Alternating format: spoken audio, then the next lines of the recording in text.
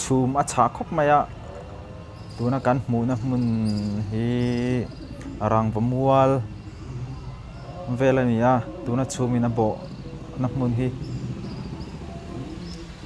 hei hi kan hostel thlang kom thlang kong ani kan om na hmun tak hi zotlang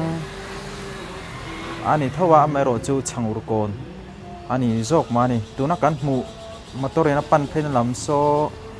vai va kon lampang ani chuanin ai kan hostel floor ani a hi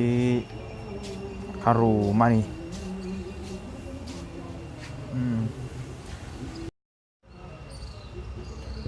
boys hostel ti taka pa om na ti taka ti hian thomno an zar le top maya do kan pahnioma tu mi pakhat zo kania leilam mi hi pakhat zok chu ni a ti hian in chop deuh trak mani phei kok te hei hi dustbin benga hian ki te oma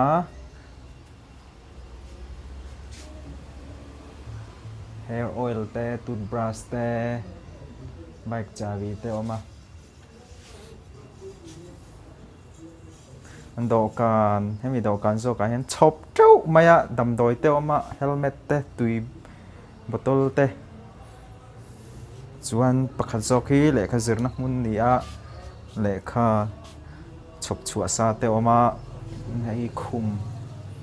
khum ani a extension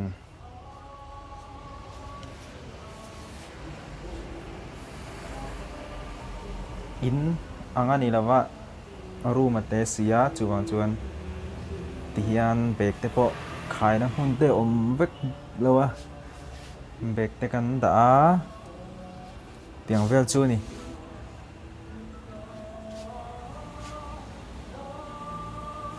ai pon lam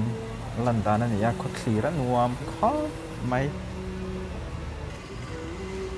pon lam atanga ka room lan dan ani nok khop mai do kan pahni chair khum chuan tlang ban ang deuh hai sui da ti hian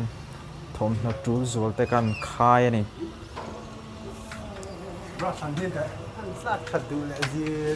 hay kan thian pa exar la ron thleng chia pena hian boys hostel ami kan thian pa in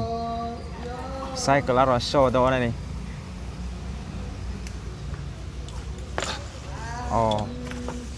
step atanga zuan thla ka ni kha aron ti thale do ni boi khat